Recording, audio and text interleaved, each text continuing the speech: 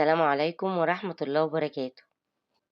بصوا بقى على الجمال والحلاوة، بسم الله ما شاء الله. النهاردة بقى هعمل معاكم كل كمية الإكلير دي بكوبايتين دقيق وبس. في حلة على النار هنزل بكوبايتين من المية وعليهم معلقة من الملح ومعلقتين من السكر وكوباية من الزيت. نفس كوباية المية هي نفس كوباية الزيت. وهنقلب بقى الملح والسكر كويس قوي لحد ما يدوب، وبعدين هنسيبها تغلي. واول ما تغلي هكون ناخله برضو كوبايتين دقيق بنفس معيار الكوبايه اللي انا عايرت بيها الميه وعايرت بيها الزيت، وهقلب كويس جدا بقى لحد ما ادمج كده الخليط مع بعضه، واخلي العجينه بتاعتي تبقى عجينه كده متجانسه وجميله.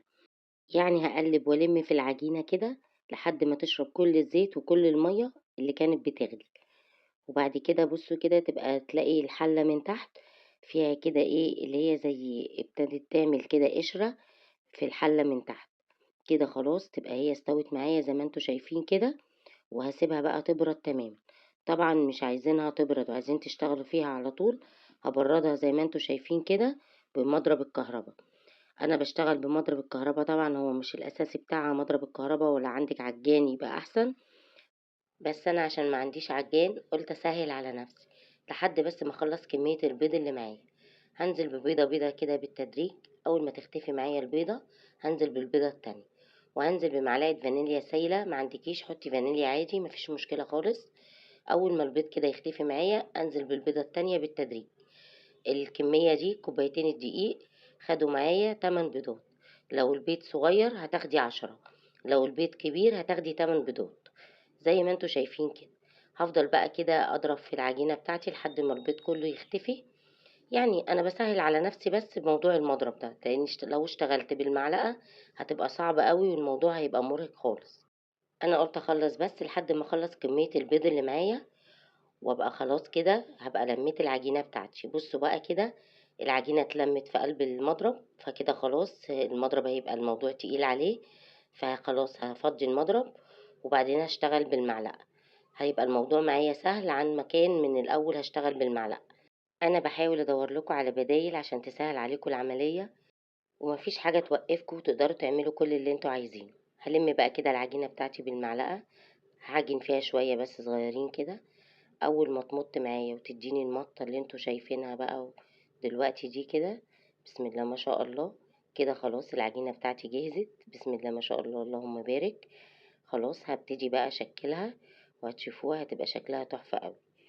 بصوا بقى دي البلبلة اللي انا هشتغل بيها.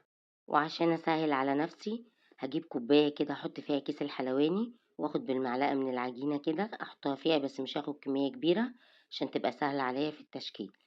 هكون كده حاطة ورق زبدة في الصاج بتاعي، وهشكل بقى كده واخلص. اكون مشغلة الفرن على درجة حرارة 180، هو بياخد 25 دقيقة في الفرن.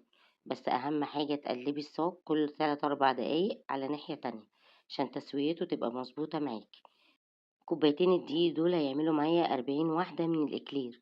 يعني بسم الله ما شاء الله كمية هايلة، ومن غير ما تشتري من بره. بصراحة أنا مش عارفة هو غالي ليه بره، بس انتي بكوبايتين دقيق بس عملتي كمية محترمة جدا. بعد كده بقى يكون معاكي كوباية كده فيها مية، هتحطي صباعك كده فيها وتقومي مقفلة بس كده الحروف بتاعة الإكلير عشان خاطر ما تبقاش مشرشبة معاكي. هنا بقى كده هعمل حاجة تانية اللي هو البرفترول. بنفس برضو البلبلة هشكل البرفترول كده، بس مش هعمله صوابع، ده بيبقى شبه القوقعة كده وبيبقى شكله جميل جدا. وبرضو بالكوباية كده هاخد منها بصباعي وهقفل برضو الشراشيب اللي بتبقى فوق دي. ودلوقتي هجهز معاكم الحشوة اللي هنحشي بيها الإكلير.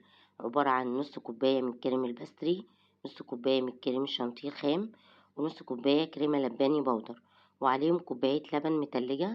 حطيتها شوية كده في الفريزر عشان تسقع اوي. انا مش هحط سكر عشان انا هكتفي بالشوكولاتة اللي انا هزين بيها، لان الكريم الباستري هنا بيبقى مسكر، فعشان كده انا مش هحط سكر. بس لو حابة تحطي سكر ممكن تضيفي 3 معالق من السكر. وهضربهم بالمضرب لحد ما الكمية تتضاعف معايا وتبقى بالشكل ده. بصوا هي كده بقى تقيلة، بس انا ما عنديش لبن، فهحط عليهم نص كوباية مية متلجة، مش هيحصل اي حاجة. انا حاطة هنا كريمة لباني فالطعم هيبقى غني جدا، يعني المية مش هتأثر على حاجة. أول ما تبقى معايا بقى الكريمة كده شكلها جميل كده وتدينا منقار الغراب ده اللي احنا شايفينه كده، هي تمام. بصوا بقى هنا كده كانت طلعت معايا من الفرن. بصوا هشة وجميلة ازاي، بسم الله ما شاء الله. هحشيها بقى كده. طبعا هتحشيها بكيس حلواني لو ما عندكيش، كيس من بتوع التلاجة برضو لو ما عندكيش البلبلة دي مش هتفرق خالص. هتحشيها بكل سهولة بالطريقة دي. هكون مسيحة بقى شوكولاتة كده بني على البخار. هحط فيها 3 معالق زيت. هكون حاطة حلة من تحت وحاطة البولة كده من فوقيها، بس أهم حاجة المية ما تقربش للبولة، تبقى المية بعيدة عن البولة عشان الشوكولاتة برضو ما تتحرقش معاكي وما تتجمدش. أول ما تسيح معايا هطلعها كده وهفكها بإيدي كده بالمعلقة، وبعد كده هسيبها تبرد خالص عبال ما أخلص. ودلوقتي بصوا بقى كده بنغطس الإكلير في الشوكولاتة بعد ما حشيناه. وبعد كده هيكون معاكي كيس برضو من بتوع التلاجة او كيس حلواني، هتحطي فيه الشوكولاتة البيضة كده اللي احنا برضو مسيحينها على البخار، وهتعملي بقى اشكال عشوائية كده على الاكلير. بصوا بسم الله ما شاء الله شكله جميل قوي. وهدخله التلاجة شوية عشان انا عايزة احطه في الورق بتاع الكب كيك عشان يبقى شكله حلو كده في التقديم. هنا بقى بصوا البرفترول بسم الله ما شاء الله عمل شكل القوقعة وشكله جميل جدا. هحشيه بنفس الطريقة، وبرضه هحطه كده في الشوكولاتة بنفس الطريقة اللي انا عملت بيها الصوابع. وبرضه هدخله التلاجة شوية، يعني بتاع ربع ساعة كده علشان خاطر تجمد معايا ويبقى شكلها حلو واعرف امسكها وانا بحطها في ورق الكب كيك. وهزينها برضه بقى من فوق كده بالشوكولاتة البيضة وبالهنا والشفا. بصوا بقى بكوبايتين دقيق عملنا كمية قد ايه، بسم الله ما شاء الله اللهم بارك. لو وصلتي لحد هنا يا قمر ادعميني باللايك وكومنت حلو زيك وشير كتير عشان الفيديو يوصل لناس اكتر. هنا بقى كده انا بحط الاكلير بتاعي في الورق بتاع الكب كيك عشان يديني شكل حلو في التقديم. بسم الله ما شاء الله. وبصوا هيبقى شكله بقى روعة. يا ريت تقولوا لي رأيكم في التعليقات وتشجعوني عشان انزل لكم فيديوهات اكتر، عشان انا لما بتشجعونيش بصراحة بيجيني احباط، فبيبقى نفسيتي تعبانة وما بقدرش انزل فيديوهات.